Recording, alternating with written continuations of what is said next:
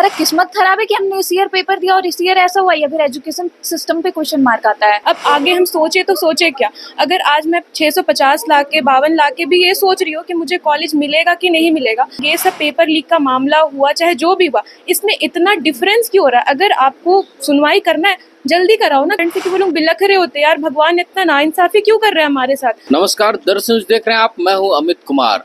पूरे देश में अभी नीट की परीक्षा के पेपर लीक को लेकर मामला तूल पकड़ता जा रहा है। एक तरफ सुप्रीम कोर्ट भी संज्ञान लेते नजर आ रही है और सुप्रीम कोर्ट अब 8 जुलाई को इस पर सुनवाई करने वाली है। ऐसे में नीट की तैयारी करने वाले, डॉक्टर की तैयारी करने वाले जो छात्र हैं वो अपने आप को कहाँ देखते हैं इस पेपर लीक मामले में और इनका भविष्य क्या होगा, ये हम जानने की आज कोशिश करेंगे। हम सीधे जुड़ते हैं अब बच्चों से। नीट पेपर लीक की जो मामला हुआ है उससे आप लोग क्या कुछ कैसे देखते हैं इस पेपर लीक मामले को? इससे तो सबसे पहले ये देखा जाता है कि हमारा मैम ने मेहनत करा था, मेरी मार्क्स भी आई जिससे मुझे झारखंड में कॉलेज मिल सकती है, उतना कट ऑफ क्लियर करा। लेकिन मेहनत तो साथ दिया, बट समटाइम फील होता है कि हमारा किस्मत खराब है कि हमने इस ईयर पेपर दिया और इस ईयर ऐसा हुआ, या फिर एजुकेशन सिस्टम पे क्वेश्चन मार्क आता है। एजुकेशन सिस्टम से बिलीव हट जाता है हमारा, या फिर ऐसा लगता है इस ईयर ही पेपर क्यों दिया, या फिर हमारे साथ ही ऐसा क्यों हुआ, या एजुकेशन सिस्टम क्यों नहीं इतना सक्सेसफुल हो पाई कि अच्छे से पेपर को करवा पाती। कभी पेपर लीक हो रहा है, कहीं किसी का मतलब स्कैमिंग हो रहा है, लाइक डबी कैंडिडेट कर रहे हैं, कुछ भी कर रहे हैं, तो ये फिर ट्रस्ट हमारा सिस्टम से उठ रहा है। कहाँ क्या चूक रह जाती है कि इस तरह की घटनाएं बार बार होती है? चाहे जेएसएससी की परीक्षा की पेपर लीक की हम बात कर लें या भी किसी परीक्षा की बात कर लें, तो सब में पेपर लीक का मामला सामने उभर के आ जाता है। ये तो सिस्टम का है। और मुझे एक चीज और लगता है कि ऐसे जब फ्रॉड होते हैं तो इस पे कोई एक्शन नहीं लिया जाता है। सपोज अगर स्टेट लेवल में ही होता है, ये तो नेशनल लेवल पे हो गया, जब स्टेट लेवल में ही होता है तभी कुछ बड़ा एक्शन लेना चाहिए। ऐसा कुछ एक्शन लेना चाहिए कि दोबारा उन्हें हिम्मत ना करनी पड़े। अब ये हमें रीनीट करवाने के लिए कितना सोचना पड़ रहा है, सब कह रहे हैं नहीं, कोई चांस नहीं है, कोई उम्मीद नहीं। ऐसा क्यों कह रहे हैं लोग? क्योंकि पता है कि देश में ऐसा कुछ होता है ना, तो दोबारा इसे ठीक करने का नहीं मिलता है। सपोज अगर ऐसा हो रहा है, सपोज स्टेट लेवल का कोई एग्जाम खराब हुआ, दोबारा से करवा देते, ठीक करवा देते, उस पे सही करते, कुछ गलती हुआ ना तो उसे सही करते, तो लोगों को पता चलता ना कि देखो करवा तो लेंगे, फ्रॉड पेपर तो लीक करवा लेंगे, लेकिन कोई फायदा नहीं, क्योंकि सिस्टम बहुत रिजिड है, यहाँ के लोग बहुत रिजिड है, अपोज कर रहे हैं, कोई सपोर्ट नहीं कर रहा। पता चल रहा है यहाँ ऊपर जो लोग बैठे हैं वही सपोर्ट कर रहे हैं, चाहे वो एनटीए की एजेंसी है और कोई है, वही सपोर्ट कर रहे हैं। तो कहाँ से करेंगे हम लोग? हमारा फिर वो खुद में ही हिम्मत नहीं रह जाता कि कुछ हो पाएगा। नो। कुछ और छात्र हैं, छात्र अपने भविष्य को कहाँ देखते हैं इस तरह का पेपर लीक का मामला अगर सामने आता है? बच्चे इतनी कड़ी मेहनत करते हैं, दिन रात एक करके पढ़ाई करते हैं, फिर भी आप पीछे रह जाते हैं। जो तेज बच्चे वो पीछे रह जाते हैं। सर देखिए, तेज बच्चे का बात नहीं, हम लोग यहाँ पे 1 साल ड्रॉप लगता है, 1 साल के बाद दूसरा साल ड्रॉप लगता है, दूसरा के बाद कभी कभी लोग को तीसरा चौथा ड्रॉप भी लेना पड़ता है। क्यों? क्योंकि वो चाहते हैं कि हमें आगे जाके सिर्फ यही ही करना है। कभी कभी कुछ लोगों का सिर्फ एक ही प्लान होता है, प्लान ए। प्लान बी और प्लान सी के बारे में वो लोग कभी सोचते ही नहीं है। लेकिन फिर भी अगर प्लान ए के साथ अगर ऐसा हो जाता है जहाँ पे हमारा फ्यूचर ही बहुत पीछे चला जाता है, अब आगे हम सोचे तो सोचे क्या, अगर आज मैं 650 लाख के 52 लाख के भी ये सोच रही हूँ कि मुझे कॉलेज मिलेगा कि नहीं मिलेगा, तो आप एक बार 640 और 630 के बारे में सोचिए। उन लोगों ने तो 1 महीने में पूरा सपना देख लिया था कि हाँ मुझे कॉलेज जाना है, कॉलेज में मुझे ये करना है, वो करना है। अभी क्या, अभी तो वो लोग रोने के काबिल भी नहीं है कि हाँ क्या ही करे आगे। वो लोग सब कुछ सोच के रखे थे। अब क्या हो रहा है कि कॉलेज भी नहीं मिल रहा है, ड्रॉप लेने का हिम्मत भी नहीं है, इतना ड्रॉप ऑलरेडी हो चुका है। उसके बाद फिर क्या होता है कि अब अगर मान लीजिए एजुकेशन सिस्टम था, तो अगर है भी वो, तो उसके बाद अगर ये सब पेपर लीक का मामला हुआ चाहे जो भी हुआ, इसमें इतना डिफरेंस क्यों हो रहा है? अगर आपको सुनवाई करना है जल्दी कराओ ना, क्योंकि यहाँ पे बच्चे वेट कर रहे हैं। मतलब कुछ लोगों तो ऐसी बात होती है हमारे फ्रेंड से कि वो लोग बिलख रहे होते हैं यार, भगवान इतना नाइंसाफी क्यों कर रहे हैं हमारे साथ। अब अगर मान लीजिए 8 जुलाई तक का डेट दिया हुआ है, 8 जुलाई तक और भी कितने सारे केसेस आ जाएंगे, कितने बच्चे क्या सुसाइड वगैरह सब कुछ हो रहा है वहाँ पे। अगर ये इतना बड़ा मामला था, उसकी सुनवाई जल्दी होनी चाहिए थी। ये नहीं कि हाँ 8 जुलाई 1 महीना तक आप बैठे रहो, वेट करते रहो, फिर काउंसलिंग होगा, फिर उसके बाद कॉलेज जाओ, कॉलेज में भी उसके बाद फिर बोलते हैं कि अगर कुछ होता है तो फिर वहाँ से कैंसिल करके आगे आ जाते हैं लोग। मतलब ये सिस्टम का तो मुझे समझ ही नहीं आ रहा है कि अब क्या होगा। अब मेरे नंबर देख लीजिए, 652 नंबर है, उसमें मेरे रैंक 27 टू मतलब 28 अप्रॉक्स है।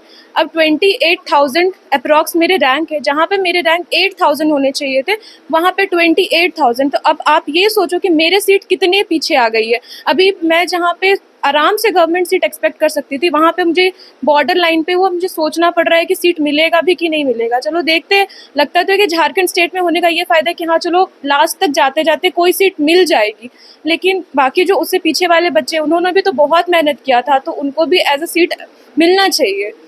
सर थैंक गरीब छात्र अगर इस कट ऑफ को पार भी कर लेते हैं तो फिर उन्हें या तो फिर सरकारी कॉलेजेस तो नहीं मिल पाएंगे, क्योंकि ये परीक्षा पेपर लीक जो मामला है वो सीधे इनको धकेलता है प्राइवेट कॉलेजेस में। लेकिन गरीब छात्र कहाँ से इसको पूरा कर पाएंगे और कितनी कड़ी मेहनत करते हैं इस एग्ज़ाम को क्रैक करने के लिए, ये भी हम जानने की कोशिश करते हैं।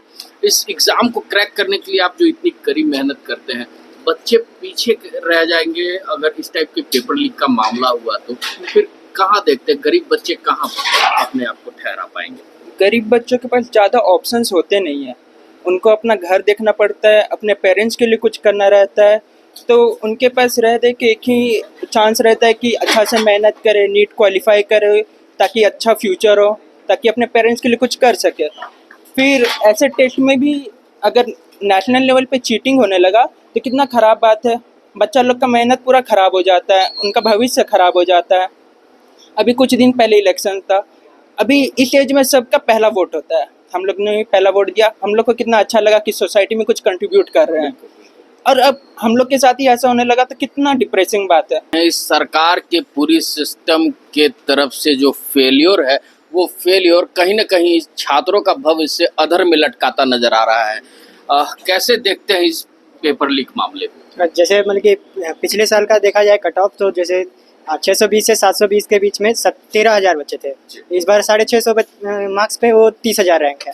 तो ये इतना हाई कट ऑफ सिर्फ 1563 बच्चों से तो होना वाला नहीं है। तो ये कहीं ना कहीं पेपर लीक, चीटिंग, बहुत सारे जगह से जो न्यूज़ के थ्रू खबर आ रहे हैं, तो ये सब का बारे में सही तरह से जांच पड़ताल होना चाहिए और सही कड़ाई एकदम एक्शन लेना चाहिए। और बस यही सरकार, ये मतलब कि हमारे एजुकेशन मिनिस्टर को मैं सुन रहा था, वो बोल रहे थे कहीं कोई चीटिंग नहीं हुआ है, लेकिन कम से कम वो कमेटी तो बैठा है कि इन्वेस्टिगेशन हो उस चीज़ की, ताकि बच्चों को सही तरह से न्याय मिले। हम बस यही अपील है सरकार से। आप भी एक छात्र हैं, अब अपने आप को कहाँ खड़ा पाते हैं इस लाइन में जहाँ पेपर लीक का मामला चलता है? छात्र इतनी कड़ी मेहनत करके पढ़ाई करते हैं, किसी परीक्षा को क्रैक करने की कोशिश करते हैं और वो पीछे रह जाते हैं। देखिए, इसमें पीछे तो जैसे बहुत ज़्यादा पीछे आ गए कि 1-1 लाख रैंक पीछे, मतलब जितना हो रहा है 50,000 रैंक, 60,000 रैंक, ऐसे पीछे आ जा रहा है बच्चा लोग। तो ये सिर्फ 40,000 सीट में अगर कोई 50,000 रैंक ऐसे ही पीछे चला जा रहा है तो फ़ायदा ही क्या ही उसको, तो मतलब पूरा उम्मीद ही छूट गया है कि वो कोई कॉलेज नहीं मिल रहा है। अब आप लोग के सामने रास्ता क्या बचता है, ये बताइए, क्या रास्ता बचता है? अब हम लोग के पास 2 रास्ते हैं, या तो सुप्रीम कोर्ट रीनीट का ऑर्डर दे, या फिर हम लोग को ड्रॉप लेना पड़ेगा, और अगर अगला साल फिर से हुआ तो फिर ड्रॉप। ऐसे करते करते हम लोग का भविष्य तो ख़त्म ही हो जाएगा पूरा। टेस्ट देने में, एग्ज़ाम देने में फ्यूचर कहाँ बना पाएंगे हम लोग। तो सुप्रीम कोर्ट से ही मतलब रिक्वेस्ट कर सकते हैं कि जल्दी से जल्दी कोई सॉलिड फैसला दीजिए, ऐसे लटका के मत रखिए। या तो रीनीट करवाइए या अच्छा से इन्वेस्टिगेशन करवाइए। और नहीं तो ऐसे बहुत सारे छात्र भी होते हैं जो खुदकुशी करने को उतारू हो जाते हैं और सारा उनका किया धरा पानी फिर जाता है। लेकिन अब सरकार को इस पे चेतना होगा और साथ में सुप्रीम कोर्ट से ये बच्चे गुहार भी लगाते नजर आ रहे हैं कि इस पेपर लीक मामले का उजागर और इस पे फैसला जल्द से जल्द आना चाहिए। फास्ट ट्रैक कोर्ट में इसको मामले को लेकर जल्दी से इसका निपटारा करे ताकि दोषियों को कड़ी से कड़ी सजा मिल सके जो बच्चे के भविष्य के साथ खिलवाड़ कर रहे हैं। ऐसे ही तमाम खबरों के साथ जुड़े रहने के लिए हमारे चैनल को लाइक एंड सब्सक्राइब जरूर करें। अमित कुमार, दर्श न्यूज, रांची।